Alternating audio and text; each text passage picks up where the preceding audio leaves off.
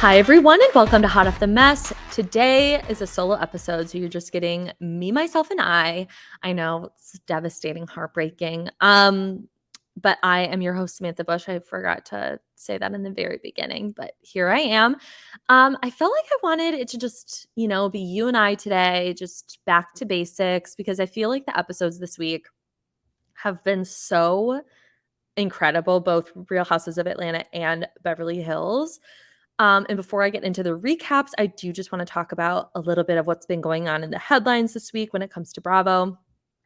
First, super exciting. Bravo just released the schedule for Bravocon that is taking place the weekend of October 14th, 15th, and 16th. And I can't wait. I will be there with bells on, no sherbet sweater in fucking sight. Now, if you listen to this podcast, you are probably familiar with the famed sherbet sweater that I still have folded up in the back of my closet collecting dust. I wish fucking moths would gnaw holes in it so I would never have to see this thing again, but unfortunately there it is and I can't get rid of it. I don't know. It's like this very complicated relationship I have with the sweater. So if you're unfamiliar with the sweater, let me just fill you in. It's this heinous orange, yellow, and pink ombre knitted sweater. And if you know me personally, you know I don't really wear bright colors.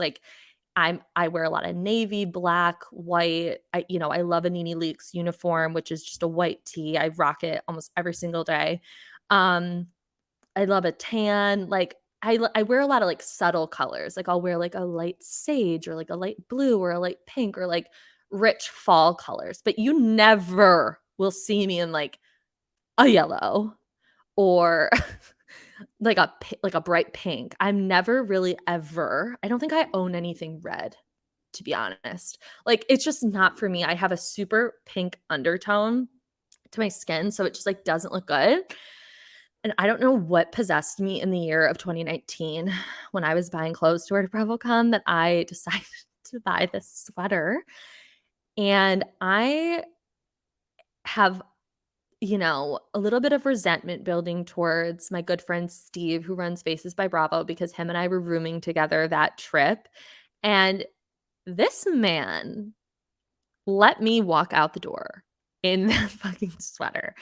And that was the day. It was the longest day we were there. It was on a Saturday. So it was there was a lot of things going on. We were on Sirius that day. We got to meet a lot of housewives. It was very busy. It was the day I wore this heinous jumper.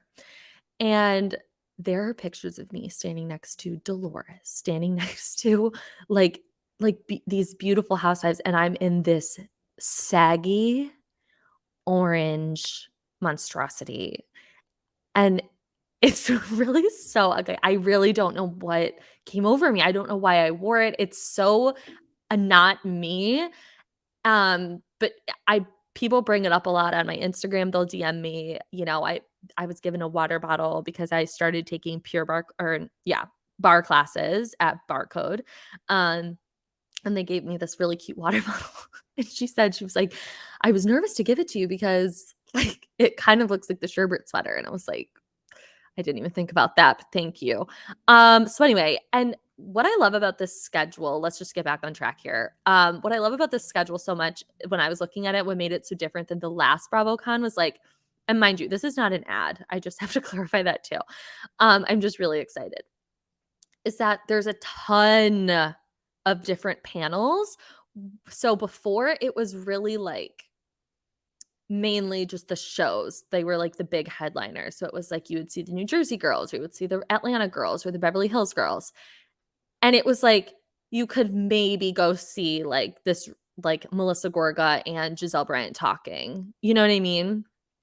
It was very different. Now, I mean, the lineups look so fun. I can't wait to see them all interact with each other, because it's not just housewives on the stage. It's Southern Charm people, Summer House people. It's going to be incredible. And I think that Bravo is going to do a really amazing job. I was so impressed last time because they really were so thoughtful in the little activities they did. They took a really big space and they made it feel really cozy and intimate, and they set up a lot of different experiences. So One of them being they did like a mini Watch What Happens live stage or set where you could like go in and like sit in the chairs like Andy and a guest. Or they did, you know, how on Vanderpump Rules they do the spinning thing in the beginning with their drinks like during the intro song, and it's like you could do that too and like get a copy of like your own intro. And I just thought that that was super fun. So I'm really excited to see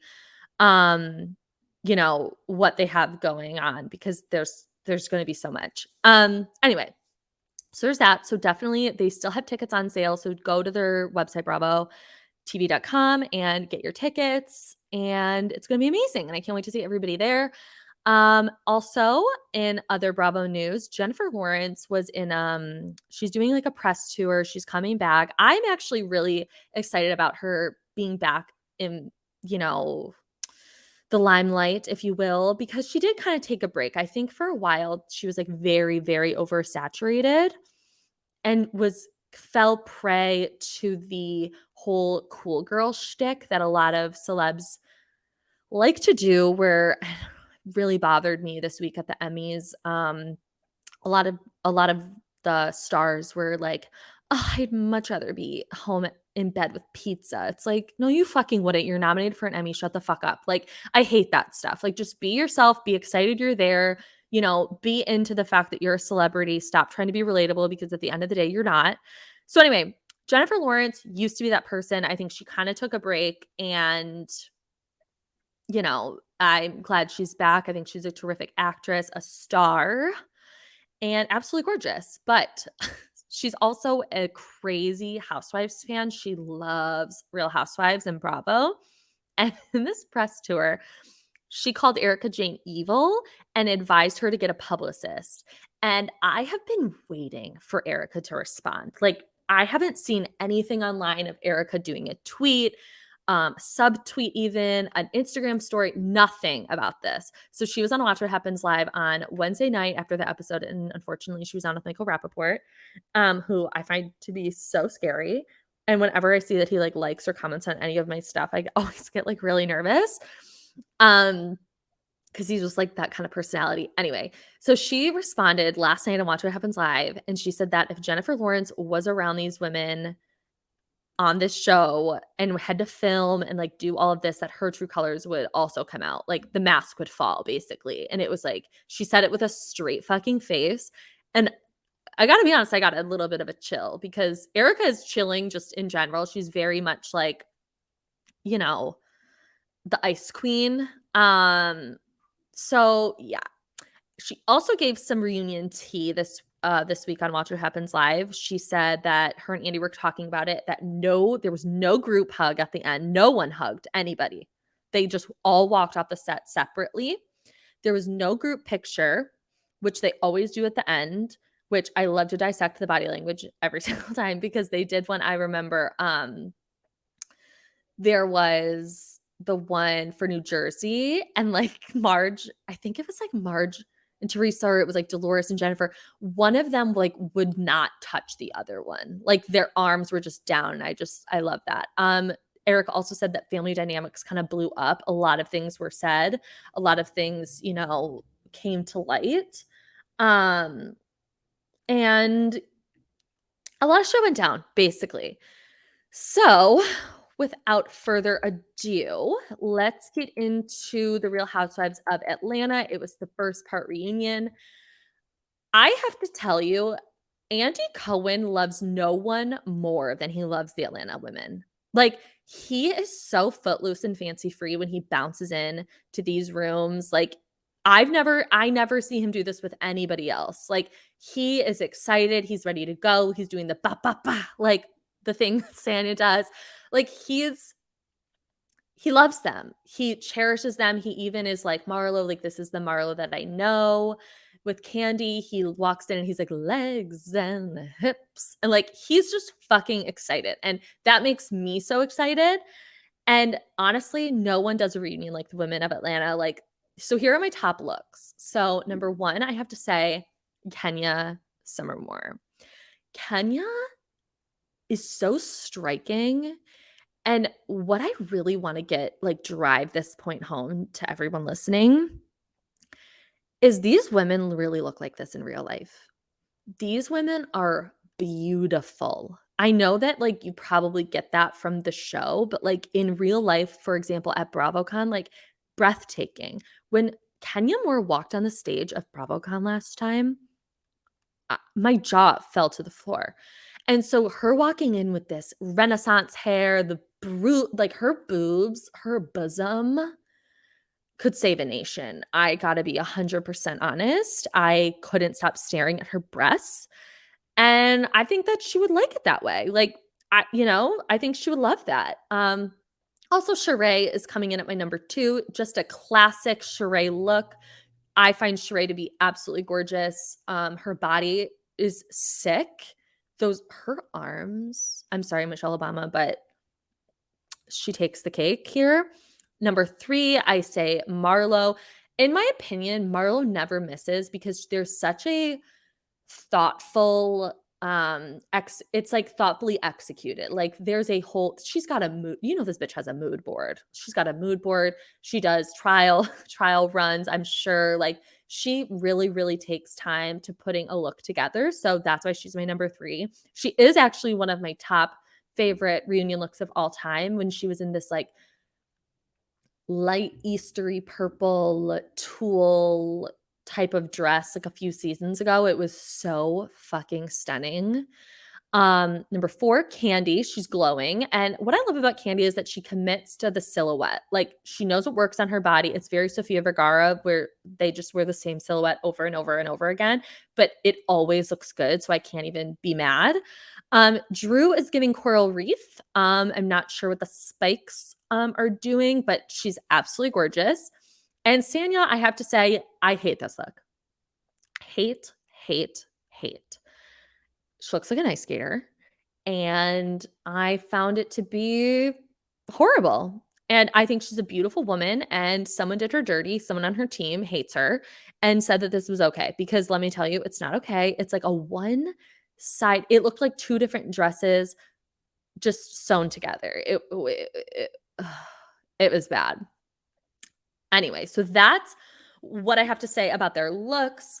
Now, let's get into the actual meat of the episode. There was a lot that was covered. I might get choked up when we start talking about Marlo, I got to tell you, because that girl had me crying, had Chris Lewis crying. He was texting me. He goes, "Sam, I can't stop."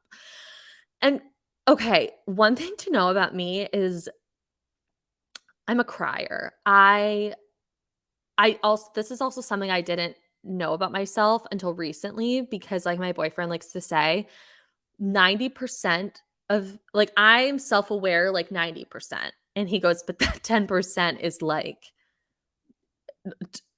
fucking clueless." He's like, "It's like you've never met yourself." He's like, "It's really wild." He's like, "Because you're so self-aware when it comes to 90% of who you are, but he goes, that 10% really, really gets you."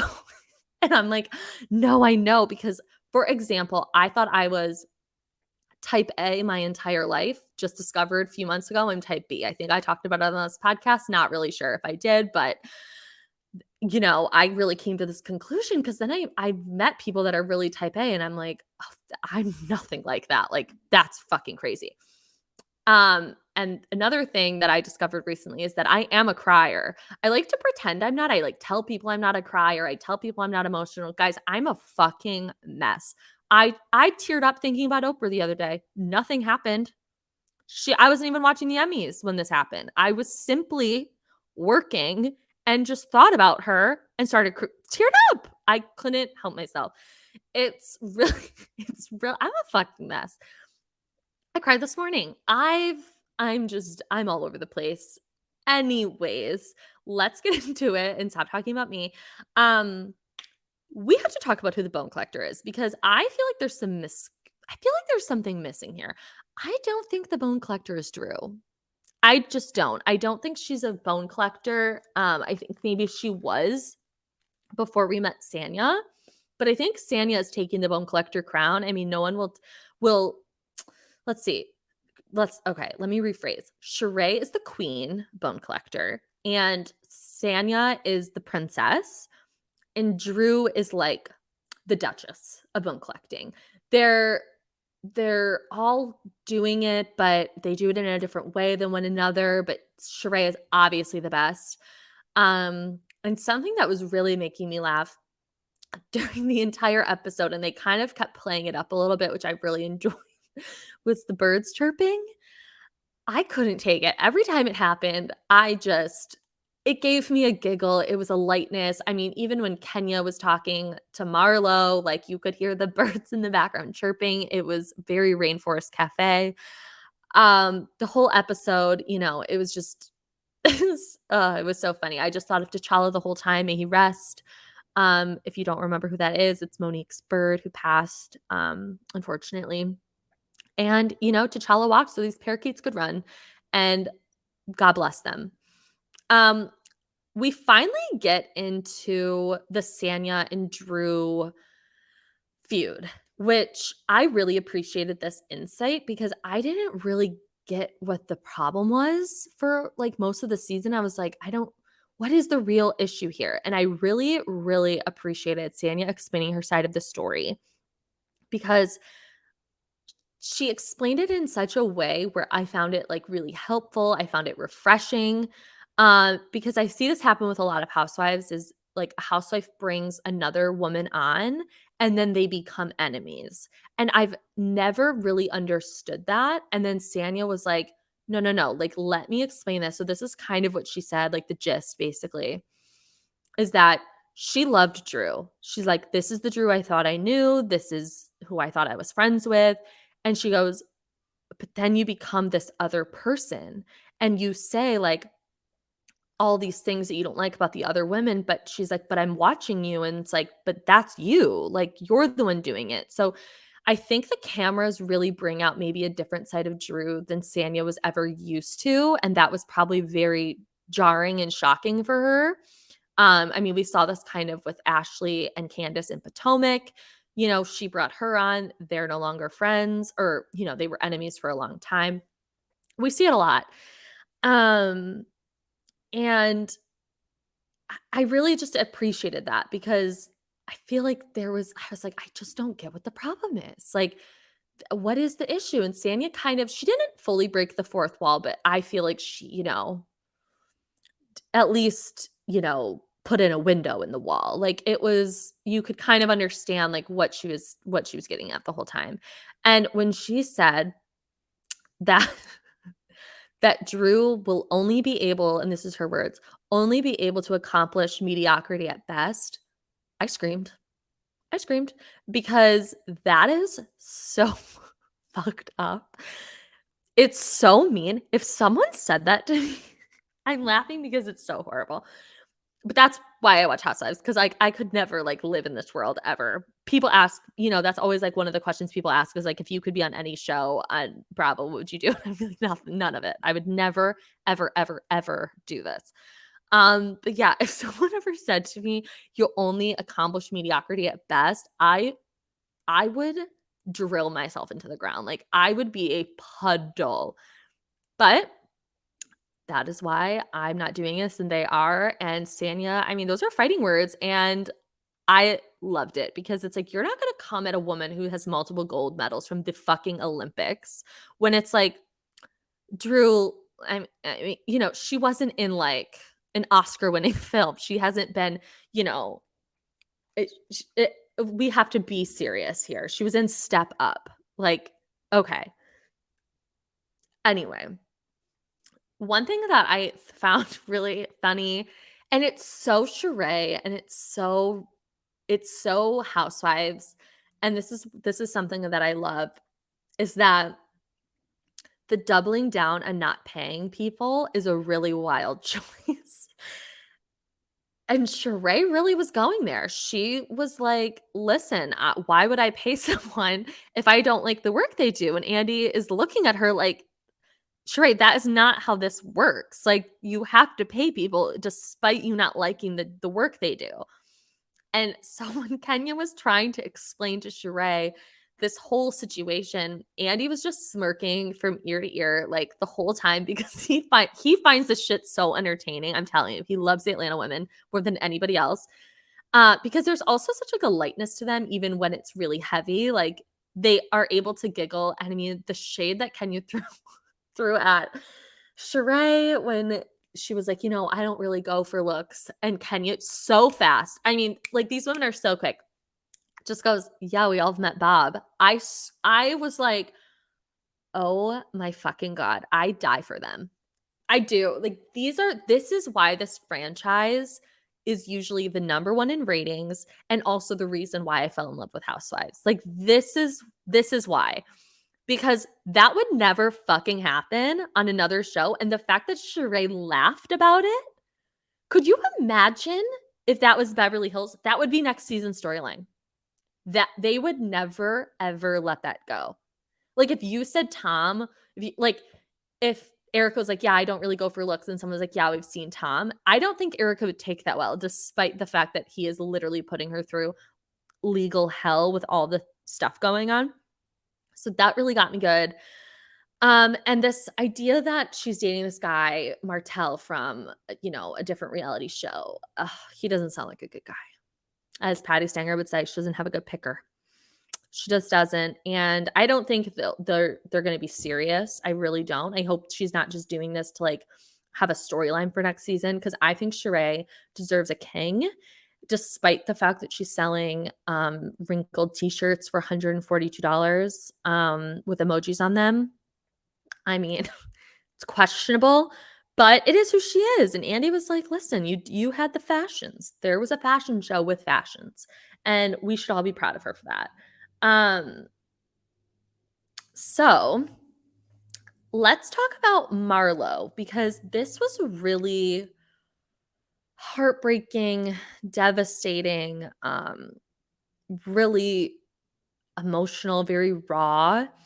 And I know Marlo's not listening to this podcast, obviously, but if she is, I just want her to know that like she is loved and people do care about her. And I think that that's really the biggest thing with Marlo, is that she just wants to feel loved and she wants to feel protected. And it really, really broke my heart when she was explaining to Andy about her past, because the women gave her a lot of flack for how she handled the whole Michael situation with her nephews. And I think, yeah, it wasn't the best decision that she made, but it was a learning experience for her. She's never had a child. Like she's really doing her best. And I also think she was very triggered because, as she explained, when she was 10 years old, her mom beat her. Like she had a really rough childhood.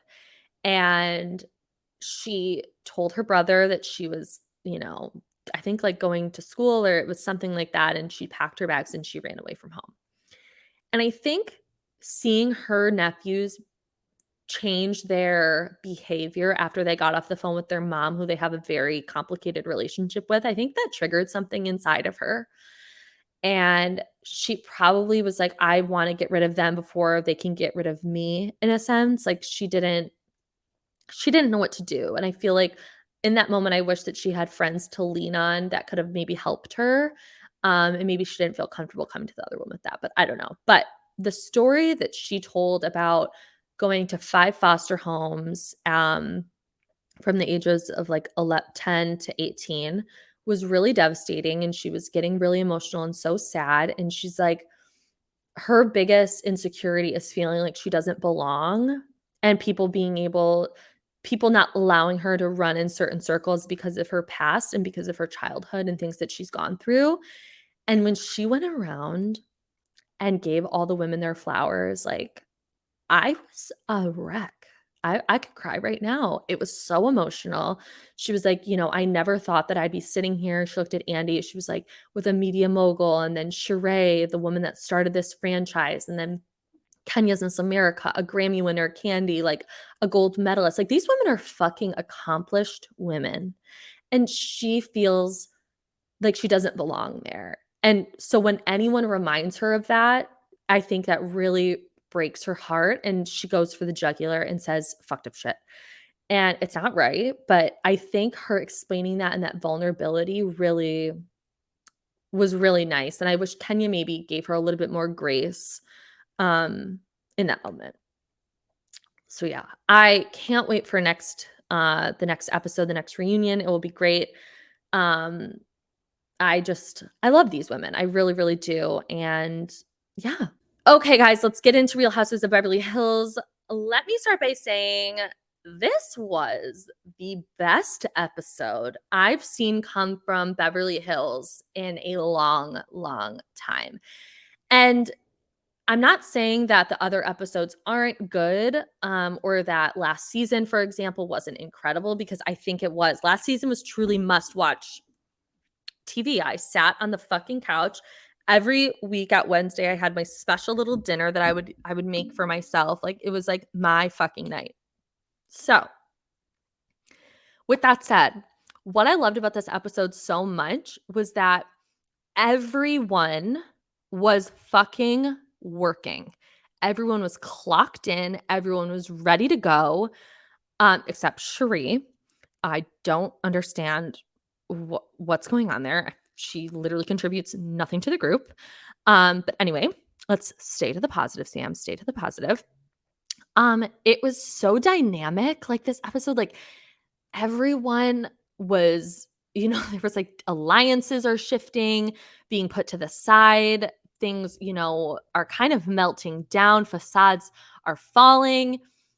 It was so good. There was not a single point in the episode where I was bored. I didn't go up, I didn't get up to like grab something to drink during it. Like, I was glued to the TV. I felt like how probably my parents felt like when Johnny Carson was on, like you really were watching every second. And there were so many good little moments, like good one-on-ones between unexpected people. Like, there was Dorit and Kyle, Dorit and Crystal, Crystal and Erica, Erica and Kyle. Like, there was a lot of moving parts. Oh, there was Rinna and Kathy. Like, so fucking much. And we got so much quote unquote clarity, somewhat, on the whole Aspen trip, what's to come. We laid the groundwork. We're ready to fucking go. I was just riveted by this episode. Like, it starts with Erica fleeing in the night like the fucking Hamburglar, and Dorit is helping her pack her shit from Kyle's to go to the hotel with Diana. That is crazy. The fact that Dorit was helping Erica pack up her shit to get out without saying anything to Kyle was kind of a snake move, in my opinion. Dorit, I love, love, love, but I fully acknowledge that she would be a hard person to be friends with, because I think she always has the right intention, but she never really like delivers it in that way. Like, it's always a little fuzzy, a little foggy, because she should have told Kyle, but she didn't want the confrontation. So she just didn't tell her. And that was not the right move, because now Kyle's even more upset. And I feel for Kyle, because I think Kyle's an incredibly, incredibly sensitive person. And I know that I'm literally not reinventing the wheel when I say that, but I think she's just really emotional and sensitive about like having people in her home, showing them a good time. I mean, I feel the same way about things. Like, for example, a few years ago, I rented this house up in Lake Leelanau, which is like the up north in Michigan, on a lake. It was like really beautiful for my birthday. And I had all my friends come, and I made sure like everything was planned to the fucking T. And people still tell me, they're like, Sam, that is like literally one of the best trips I've ever had. And I'm like, thank you so much. But I had like the wineries, but I of course felt so much pressure that to have everyone have fun and everyone, participate in things, be excited, like, you know what I mean? Like, so I felt for her. And then she has this whole like blow up with Erica, one of her close friends, and then Dorit helps her move in the night. Like, that's really devastating. And I would feel the same way. I would be crying too. When Kyle cries a lot, I relate to that because, like I said earlier in this podcast, I'm a fucking emotional mess. And yeah, wow, it was it was really something. And Kyle does have a shopping addiction, right? Like, this needs to be addressed at some point. It's very, very strange. I've noticed it for seasons now. Like, do you remember a few seasons ago when she got that watch delivered to her, like basically Postmates a watch, like a Rolex to her table. She's just someone that loves, loves, loves to shop. And I, again, relate to that. I mean, I'm not buying Rolexes. I'm literally on Poshmark, like praying for the best. Um, Seeing what I can, get a deal because I love a deal. Love, love, love. And I'll tell everybody about it. If I buy a dress on sale, you're going to fucking know about it. Anyway.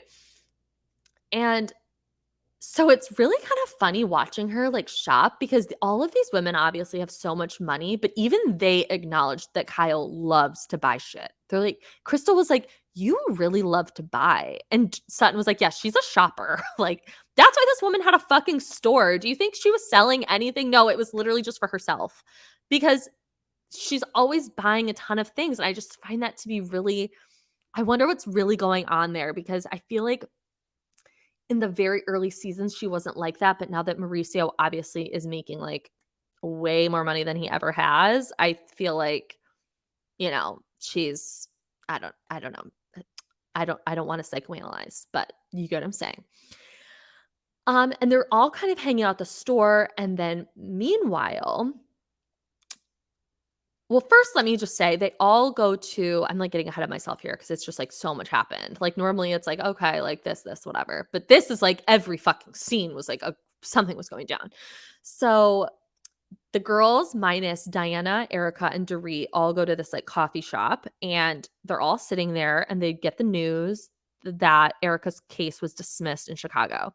Now, let me just say, the lovely woman at the Bravo docket, who I'm obsessed with because they break everything down for you. If you guys don't listen to that podcast or follow them on Instagram, you absolutely fucking should because they explain things in ways for us dum-dums to like to understand what is really going on. Because I have to be honest, and this shouldn't be a shock to anybody. I don't know what the fuck is going on. Like, I get that Erica is being sued for this, that, and whatever, but like, what does that really mean to me? Like, so they really, really help explain it. And they said, just because the case is dismissed doesn't mean that these people can't refile. So it's not a win. Erica didn't win her, this fight. It was just dismissed. And in Chicago. So they could refile it in California, is what they're saying. And Kyle explains to the group, like, I'm really hurt by Erica. She needs to show compassion. And it was so fucking nice to see Rinna away from Erica's asshole to talk about this because Rinna even said, like, I don't understand why she can't show compassion for the victims. Like Rinna's even like, it doesn't really make a lot of sense to me. And so I'm really glad that we had that little tiny conversation before they got to the store where they all bought $500 cowboy hats, which I gotta tell you guys, they looked fucking great in them.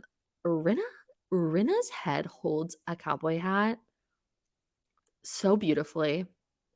That big old melon, like, I think a cowboy hat wouldn't really work for me because I have a little bit of, I got a small head, but I got a big face. You know what I'm saying? Where like one of my really good friends, she claims to have a big head, but her face is so small that I have my suspicions. And yeah, I just don't think a cowboy hat would be the right fit for me.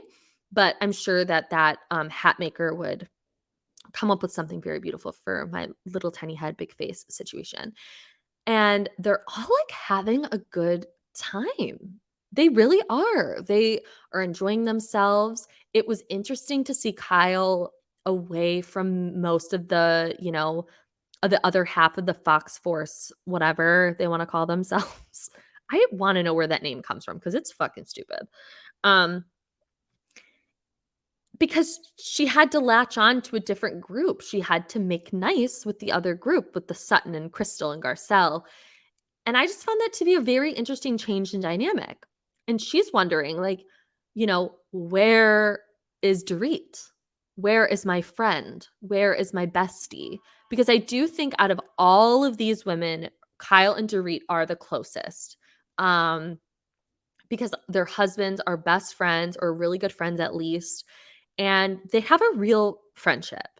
Now, when they cut to Dorit and Erica and Diana at the table, ordering their martinis and margaritas and the vodka soda with the carcass not out, which was Erica's mistake.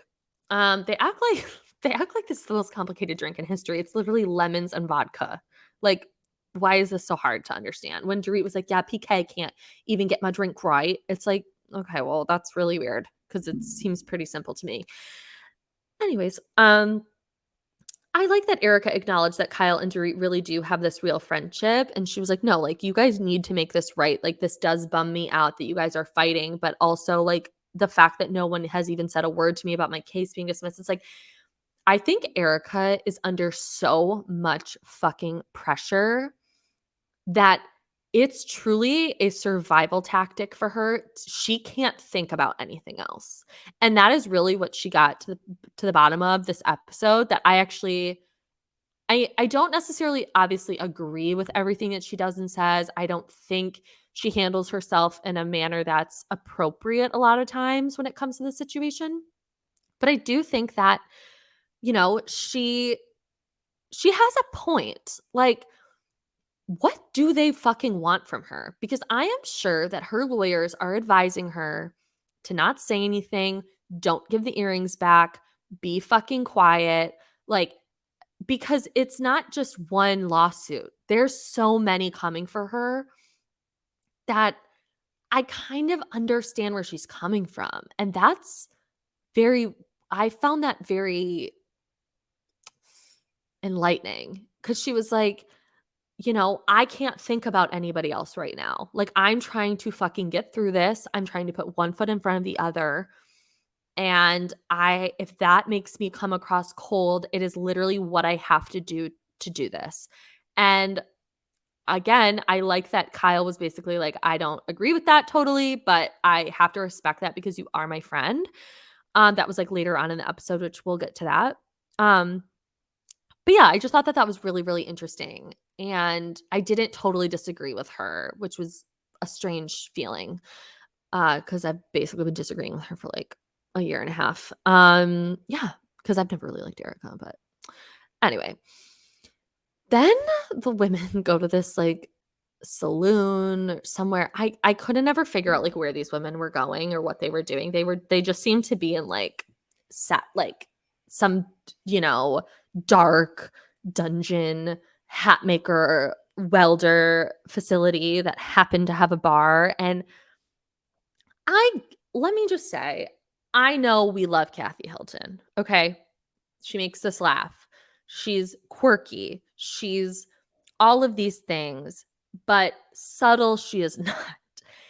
And I get it. If I was another woman on the show and this bitch kept literally doing an infomercial for her tequila every fucking time we were together, I would be annoyed too.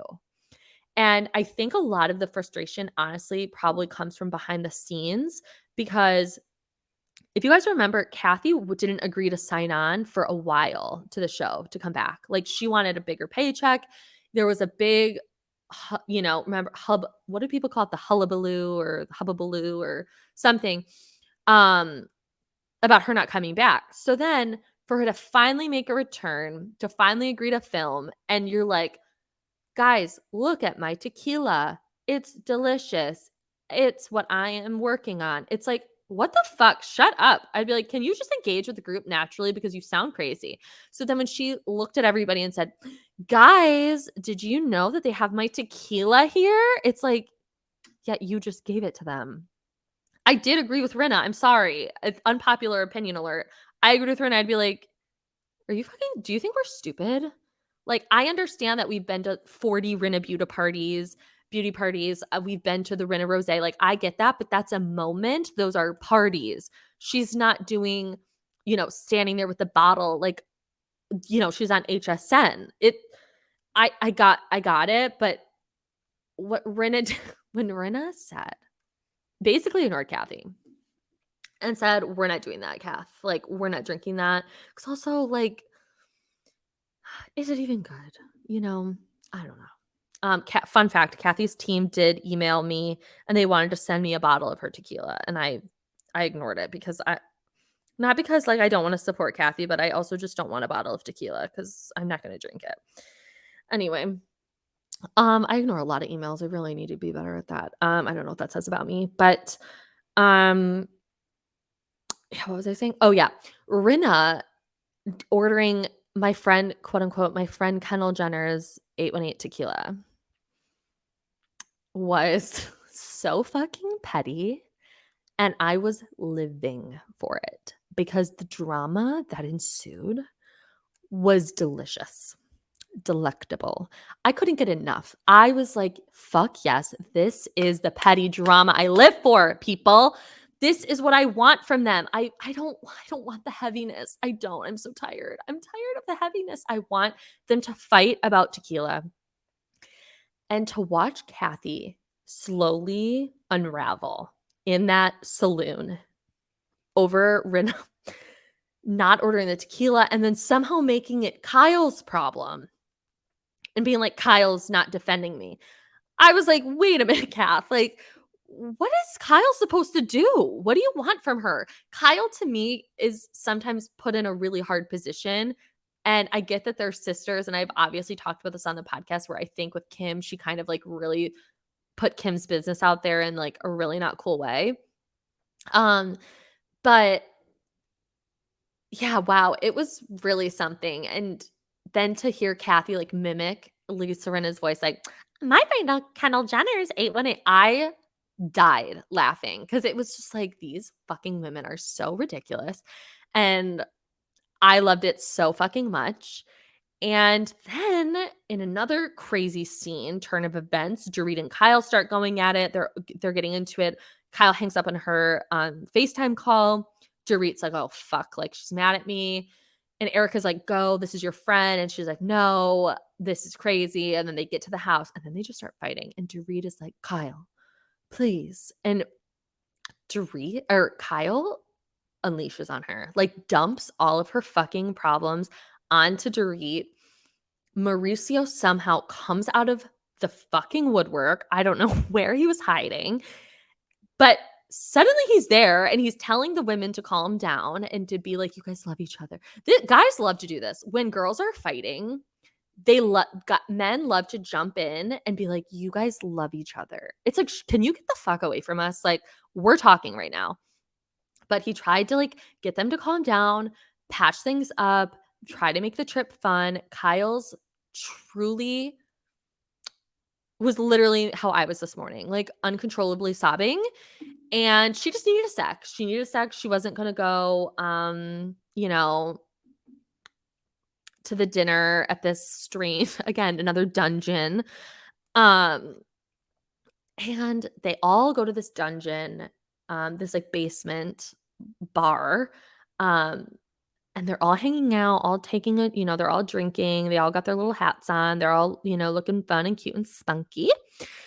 And there was so much happening. Like, there was so many little arguments and little moments that I it reminded me of, like, an old episode of Real Housewives of New York, like, when Heather and Ramona would go at it, but then Ramona and Aviva would, like, be friends, and then Heather and Aviva would fight. Like, it reminded me of that. And when Crystal and Erica start arguing and Crystal just holds her fucking own, I I stood up and clapped. I'm not even lying. I was so happy. I'm like, she's that bitch. Crystal is that fucking bitch. She just gets under Erica's skin so bad. And Erica can't take it because there's such a power in the way Crystal delivers her lines. Not saying that she rehearses them, but I'm just saying in the way that she just delivers her words. Or yeah, you guys get what I'm saying. That Erica, it takes Erica's walls down. She can't react in any other way other than just be nasty. And that's what she did. She was super fucking nasty to her. And Crystal's like, why are you yelling at me when we all feel this way? And it was so good. And then Crystal and Dorit, that was just unexpected. I loved it. My friends and I were texting the whole time and we were like, oh my God, oh my God, oh my God, Crystal and Dorit, because That is such a strange, like, fight they're in. Not strange. Okay, I take that back. It's not strange. It's not a strange fight. It's like these two people that you just wouldn't expect it from. It was kind of random. Are arguing about Erica, and he just was like, guys, we were getting it from all angles. And Kyle shows up again, and it was just so fucking good. The episode was so good, and then it ends, and I'm telling you, I got full chills all over my body when they were on their way to the Caribou Club. And Kathy Hilton was like, will I get let in? Will I get let in? Because she was in her these like army sweatpants, jeggings type of vibe. She was not dressed appropriately for this Caribou Club that Kyle belongs. And she's like, will I get in? Will I get in? And Rena's like, yeah, you're fine. And then the words come up on the screen. It's like 3 hours later. And it was like very SpongeBob. And it's like, we see the text from Rena being like, Kathy lost her mind in the Sprinter van. Again, another moment for the Sprinter van. They've been serving us well in the Bravo cinematic universe.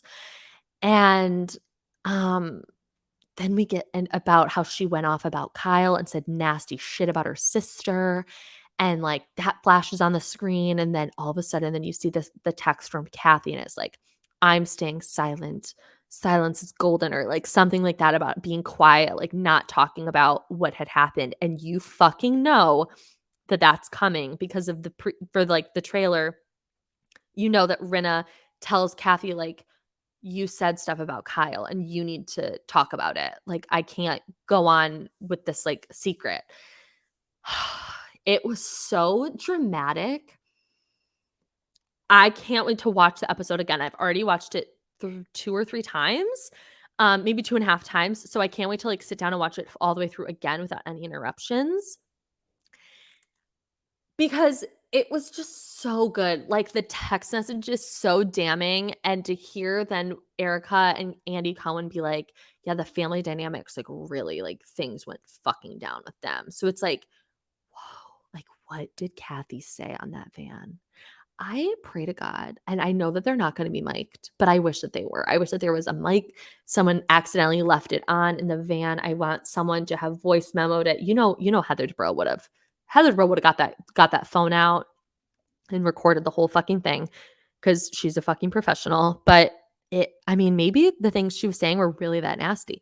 I don't know, but I can't wait.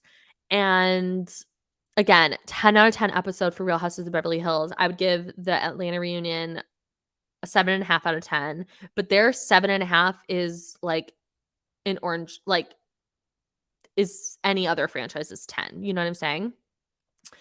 Yeah. Wow. So much to unpack. Okay. So that's that. I will leave you guys alone now, and I will see you guys next week. Don't forget to rate, review, and subscribe where you ever listen to podcasts.